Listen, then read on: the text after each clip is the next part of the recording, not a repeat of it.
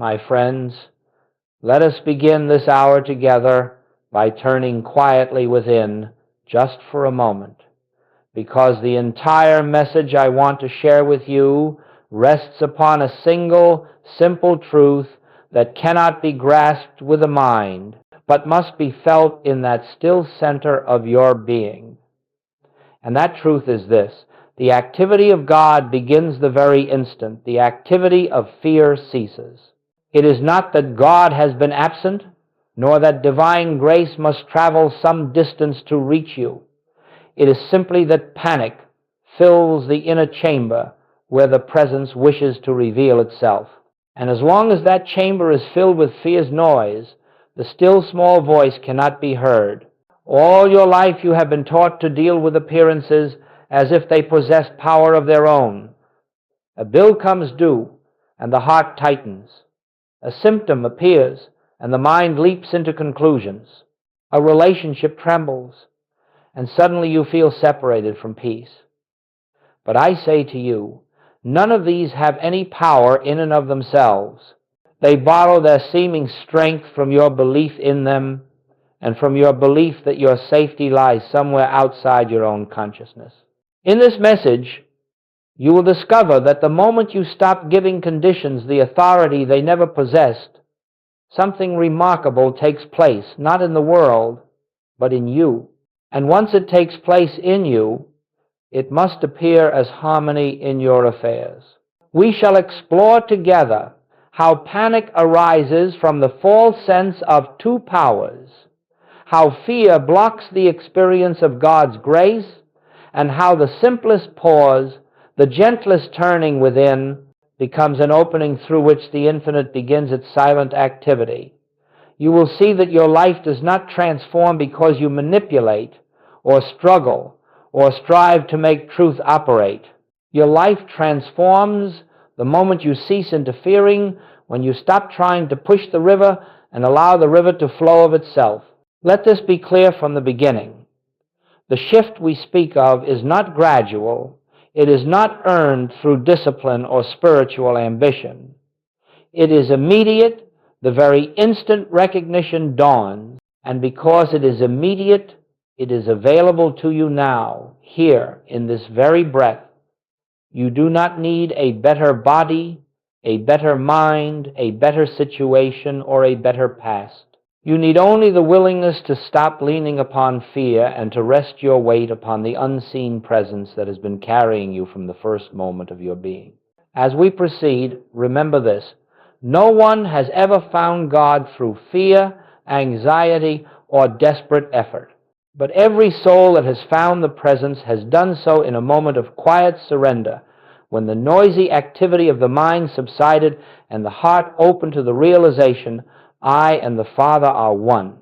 It is this moment we prepare to enter. It is this recognition that changes everything. Now let us go deeper. For unless this point is clearly understood, all spiritual work remains fragile and uncertain.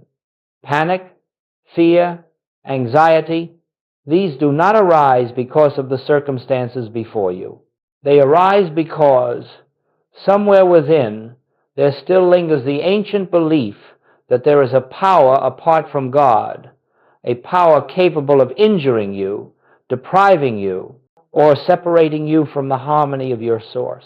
And as long as this hidden belief remains, the mind will continue to tremble at every disturbance of the outer world, for it imagines itself at the mercy of forces beyond its control. What is the origin of this belief in two powers? It is born of the assumption that spirit and matter stand in opposition, that God governs the invisible realm while something else governs the visible. And from this mistaken foundation springs every fear that has ever touched the human heart.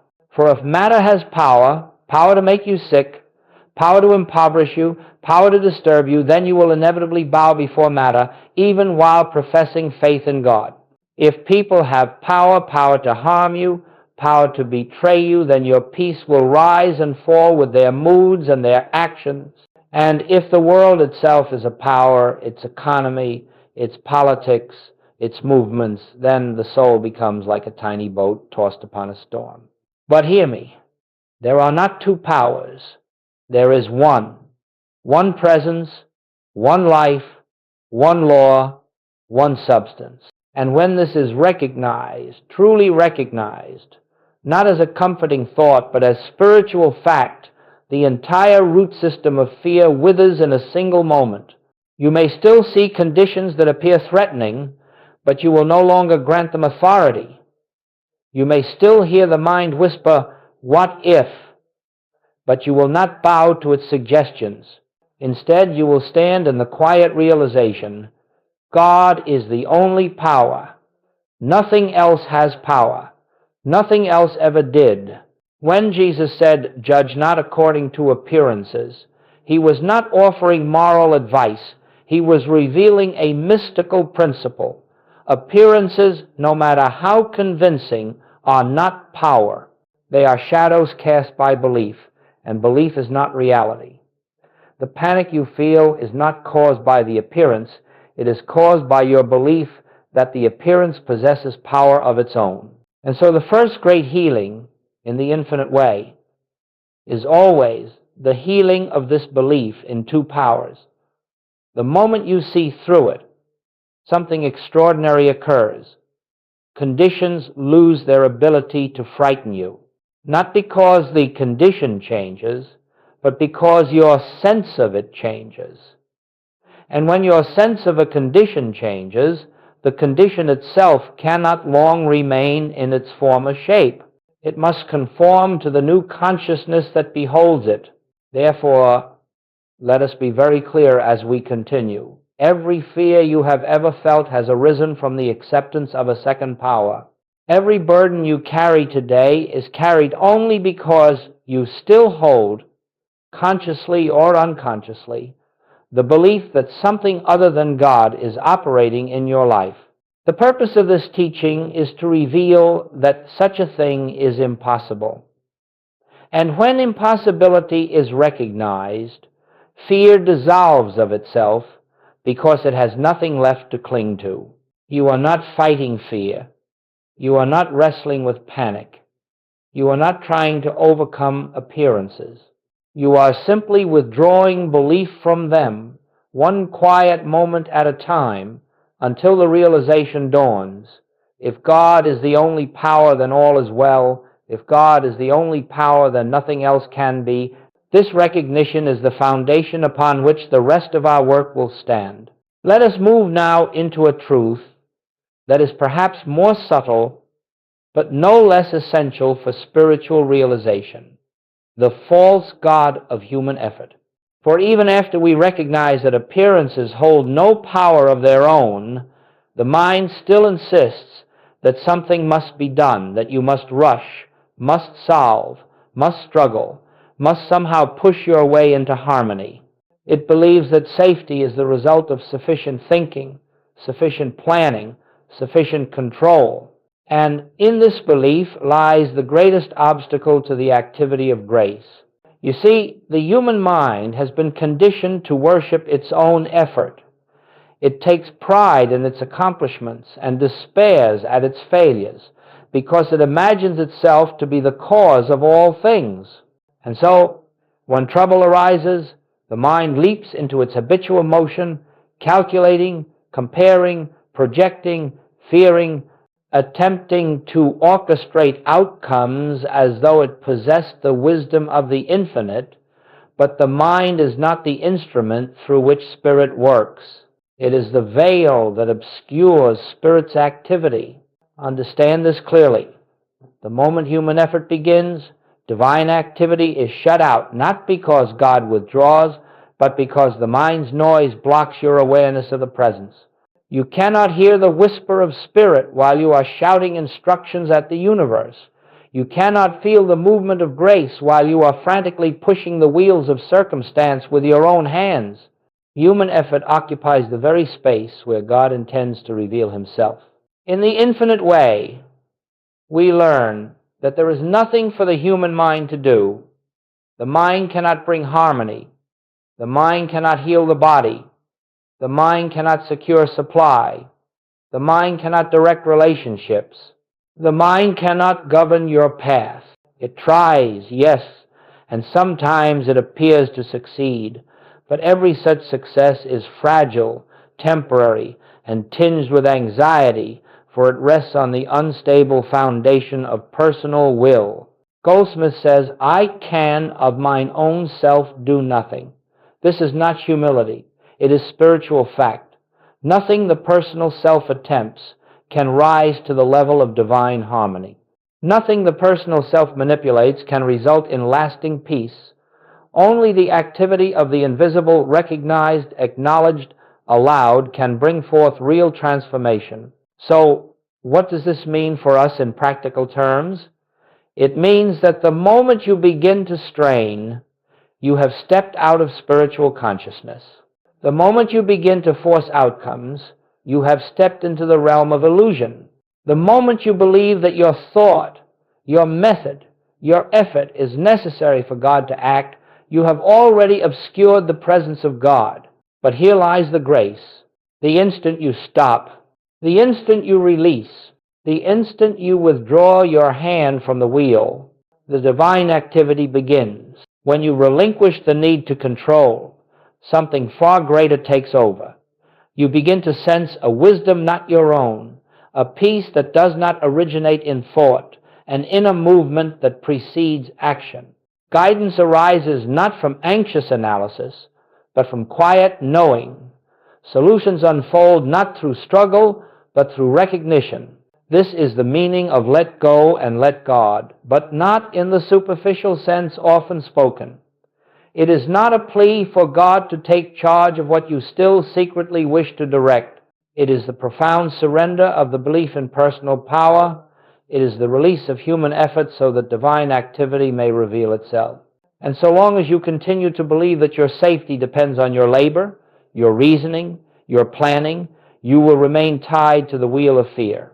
But the moment you understand that the only true activity is God's activity, and that this activity flows effortlessly, the instant you stop interfering, you enter a new dimension of being one, governed not by the mind's striving, but by the Spirit's movement. This is the truth that frees you from the tyranny of effort. God does the work. Your part is recognition. God is the activity. Your part is to become still. God is the harmony. Your part is to cease resisting it. When this becomes the foundation of your consciousness, life shifts from struggle to unfoldment. Nothing is forced, nothing is chased, nothing is wrung out of the world by human will. Everything flows from the invisible to the visible, from the inner to the outer, from the kingdom within to the experience without. This is the way of grace. Let us now come to the heart of our work, the recognition of the presence that never moves, never trembles, never reacts, never shifts with the tides of this world. For unless you come to know this presence, not as a belief, not as a hope, but as a living reality of your own being, you will continue to be governed by the appearance world, and you will continue to measure your peace by the conditions that rise and fall around you. But the moment you recognize the presence, the moment you feel, not think, but feel that there is a life within you, untouched by circumstance, you discover a center that remains unmoved in every storm. You see, beneath the surface of your thoughts, beneath the emotions that come and go, beneath every mental noise that clamors for your attention, there exists a silent region of consciousness that has never been frightened, it has never been confused, it has never been broken, threatened, or diminished. It is the I that was before Abraham. It is the Christ within you. It is the presence of God as your own being. It does not move with the world because it is not of the world. This presence does not begin when you meditate nor disappear when you forget it. It does not increase when you study nor decrease when you err. It simply is permanent, changeless, eternal. But though it is always present, it is not always recognized. And so our work is not to make the presence appear. It is already here. Our work is to remove the veil of fear, the veil of effort, the veil of judgment that prevents us from seeing what is already established within. When Jesus spoke the words, "I am with you always," he was not speaking of a man returning again and again to human experience. He was speaking of the eternal presence, forever at the center of your being. When the psalmist declared, "If I make my bed in hell, thou art there," he was bearing witness to the same truth. No matter where the human sense finds itself, fear, sickness, lack, despair, this inner presence has not moved an inch. It is there in fullness, in completeness, in perfection, awaiting recognition. And so you must understand the presence you seek is not something you must attain. It is something you must acknowledge. It is not something you must call forth. It is something you must stop obscuring. The mind obscures it with its noise. The emotions obscure it with their turbulence. The senses obscure it with their insistence that the outer world is the only reality. But the presence itself is never absent. It is simply unrecognized. Therefore, the essence of spiritual practice is the art of remembrance. Remembering that the good you seek is already here. Remembering that the love you long for is the substance of your own being. Remembering that the wisdom you need is already active at the center of consciousness.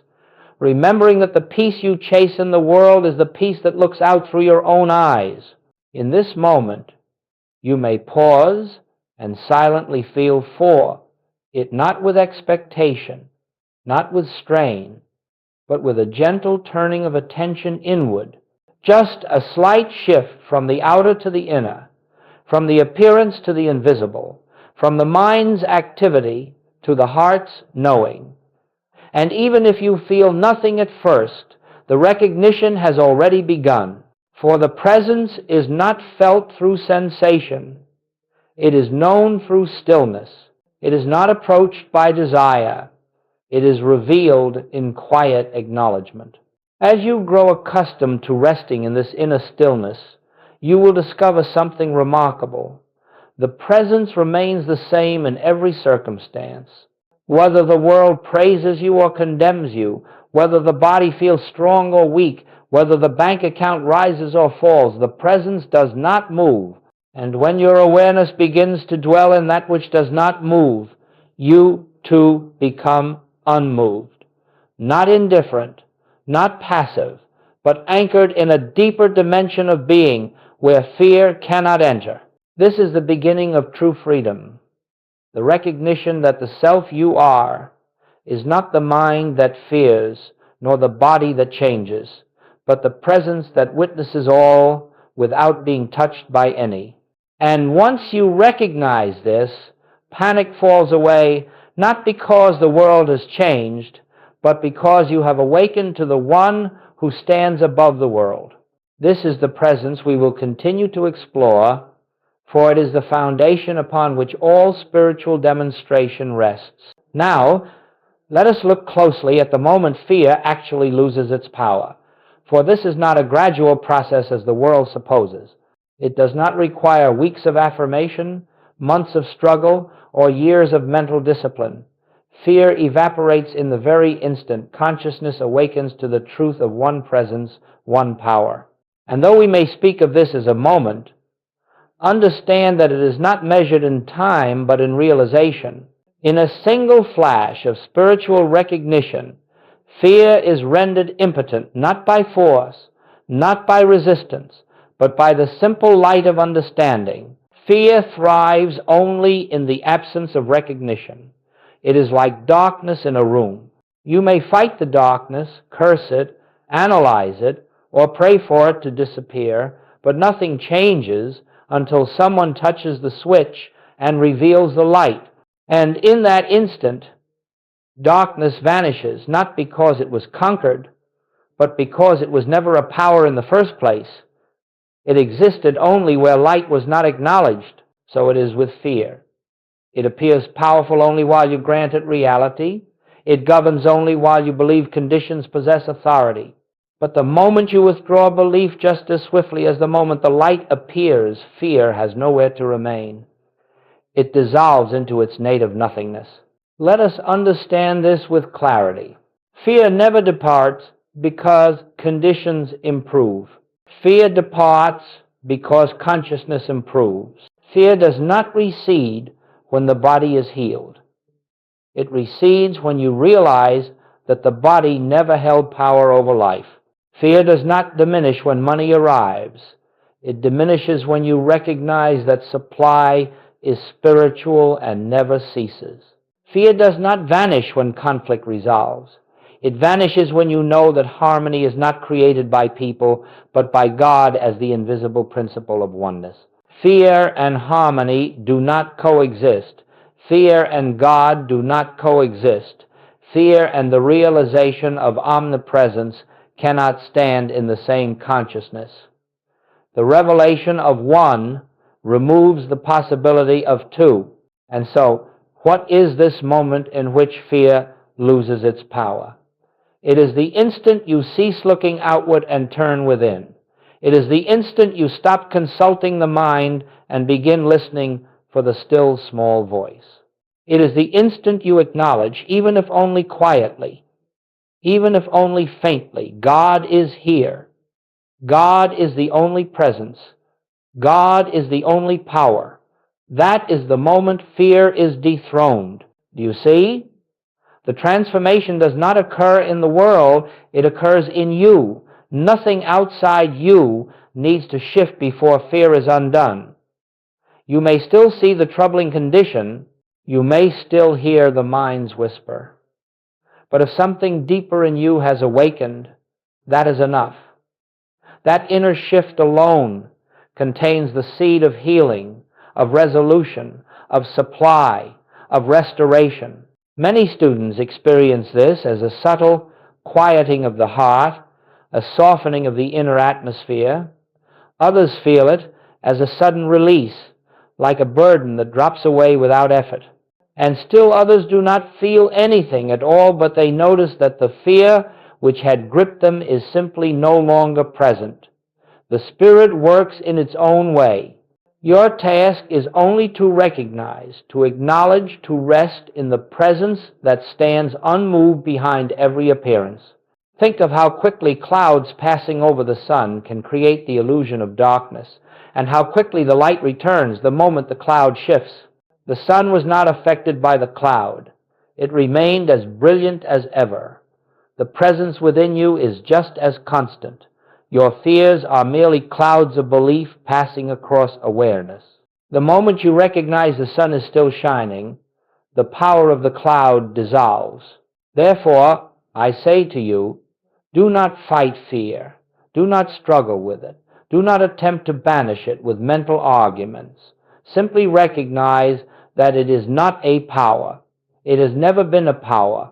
And in the moment that recognition slips into consciousness, even as a whisper, fear's foundation collapses. It cannot stand where the light of truth has entered. This moment of realization is the turning point of an entire life. Now that we have seen how fear loses its power, let us take up one of the most vital practices in the infinite way, non-reaction. This may appear, at first glance, to be a simple instruction. But no principle is more misunderstood nor more essential to spiritual unfoldment. For every time you react to an appearance, you affirm its power. Every time you rush, defend, resist, or attempt to correct a condition, you declare without speaking a word that the condition has authority. And in that declaration, you bind yourself to the illusion. Non-reaction is not indifference, nor is it denial. It is not the cold refusal to acknowledge what is taking place. It is the quiet recognition that appearances have no inherent power. It is the capacity to meet the world's disturbances with an inner stillness that says, I see you, but I do not bow to you. I acknowledge you as appearance, but not as truth. This is the spiritual poise that dissolves problems at their root. Consider the nature of reaction for a moment. The phone rings with troubling news, and immediately the heart quickens. A bill arrives, and at once the mind begins calculating, fearing, projecting. A symptom arises in the body, and instantly the imagination leaps into dark possibilities. All of this takes place within seconds. Why? Because the mind, trained for generations to believe in two powers, attempts to seize control. It is reaction that keeps you enslaved to appearances. But listen carefully. You do not overcome appearances by reacting to them. You overcome appearances by refusing to grant them power. Non-reaction is this refusal not by willpower, but by recognition. When a disturbing circumstance arises, the ordinary person reacts. The spiritually awakened person pauses. And in that pause, grace enters. In that pause, the mind's habitual momentum is interrupted. In that pause, the presence has an opening through which to reveal itself. Let us picture it. Something frightening appears before you. Instead of rushing to fix it, instead of allowing panic to rise, you gently say within yourself, I will not judge by appearances. And you pause. Just one breath, one conscious breath turning inward. In that single breath, the sense of two powers begins to collapse. In that single breath, you return to the awareness of the one. And in that awareness, reaction becomes impossible. You cannot fear what you no longer believe has power. You cannot defend yourself against what you recognize as illusion. You cannot strive to correct what you see as nothing more than a shadow. Reaction fades because the belief that fuels it has faded. Goldsmit taught that the moment of non-reaction is the moment of spiritual dominion. It is the moment when the individual steps out of the role of a frightened human being and stands as the witness of God's activity. When you do not react, you do not become passive. You become receptive. Receptive to the movement of grace, receptive to the wisdom of the Spirit, receptive to the inner impulse that will guide your next step. Do not misunderstand. Non-reaction does not mean you ignore practical responsibilities. If a child cries, you comfort the child. If a doorbell rings, you answer it.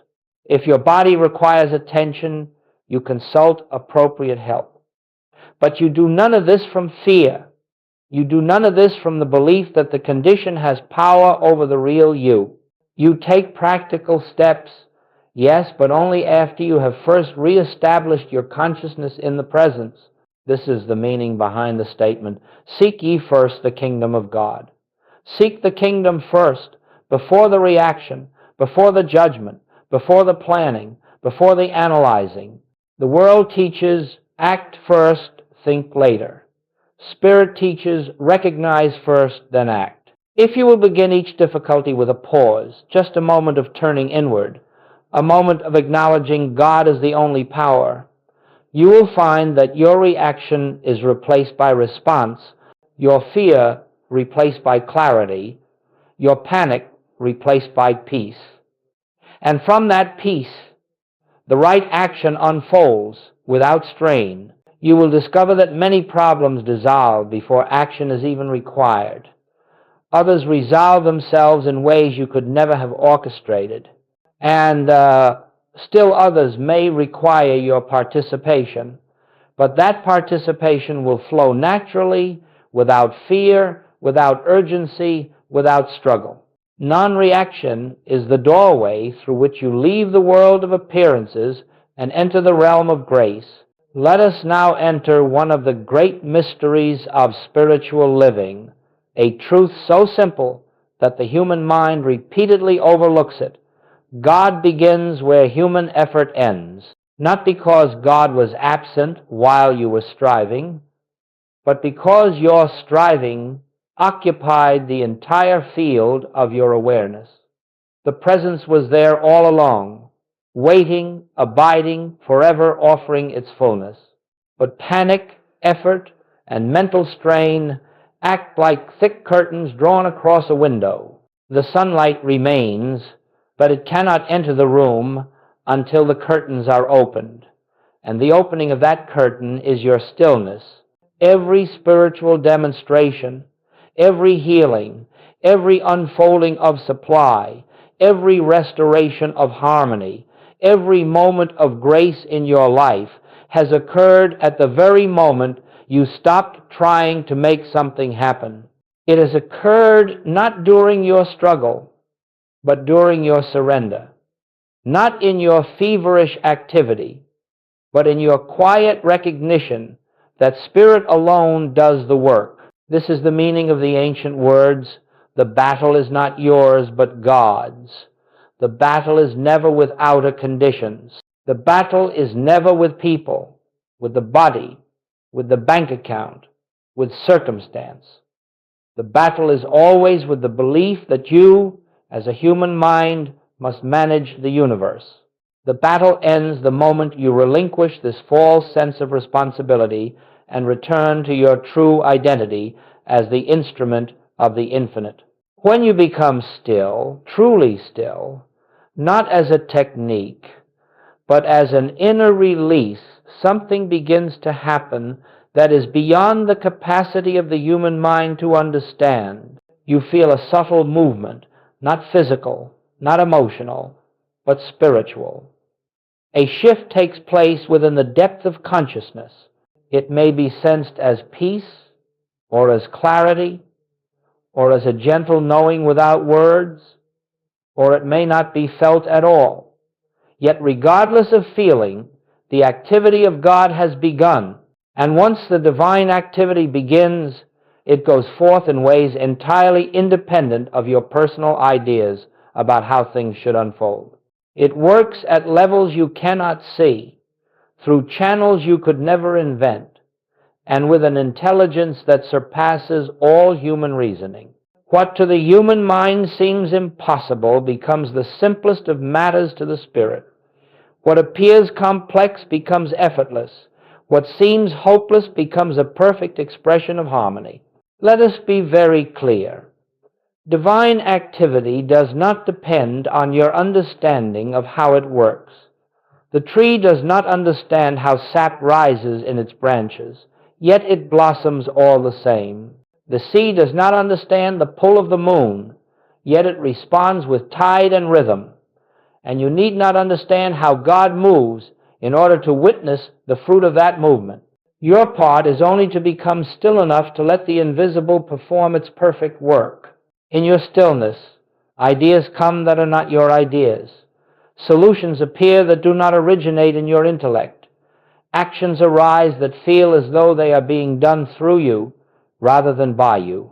This is grace not as a mystical concept, but as the living activity of God revealing itself in your experience.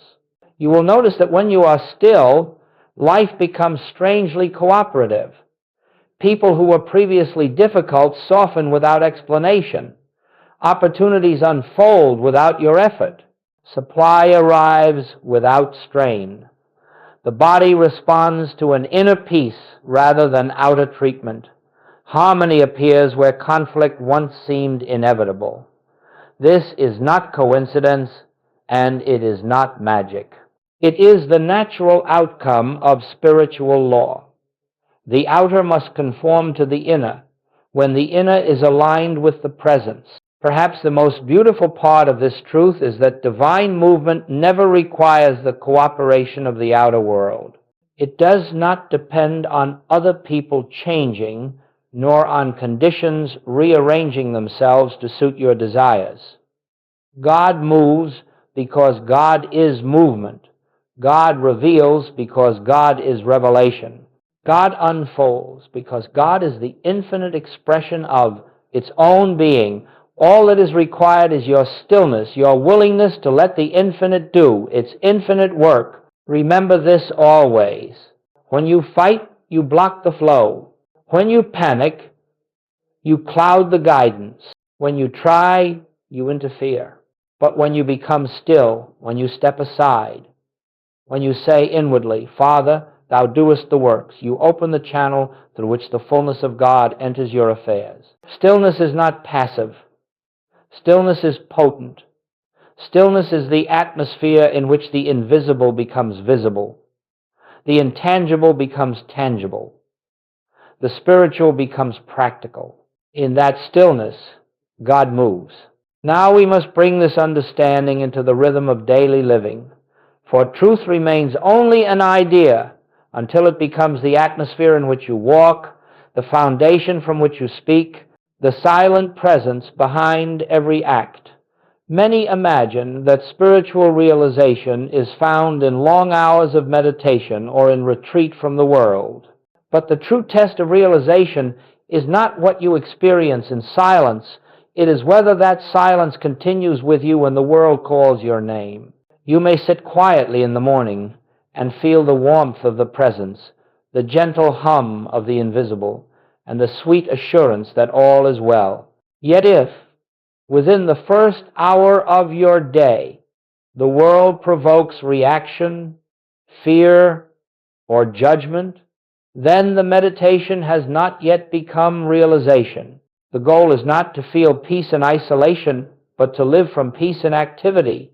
The point is not to escape the world, but to unveil the kingdom that is present wherever you stand. Let us understand this. The presence you touch in meditation is not something you leave when you rise from your chair. It accompanies you to the kitchen, to your workplace, to your family, to the marketplace. It goes with you to the moments of joy and the moments of burden. And if you train your inner ear to listen, you will discover that the very same silence that you felt in meditation is present in every ordinary moment of your day.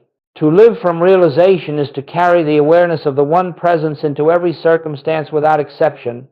You are not attempting to stay mentally alert all day. That would be exhausting. Instead, you learn to rest inwardly even while your hands are busy. You cultivate the gentle habit of turning within, not strenuously, not with effort, but with a quiet remembrance. God is here. God is the only power. God is the life of all that appears before me. And so you walk through your day with an inner poise, not because conditions are favorable, but because your consciousness is anchored. While others are swept into emotional storms, you remain centered not through discipline, but through recognition. You begin to see people not as personalities with flaws and demands, but as expressions of the same consciousness that breathes you. And this recognition ends conflict before conflict can arise. It ends judgment before judgment forms a thought. It ends separation before separation manifests as pain. Living from realization daily means understanding that nothing is too insignificant for the presence.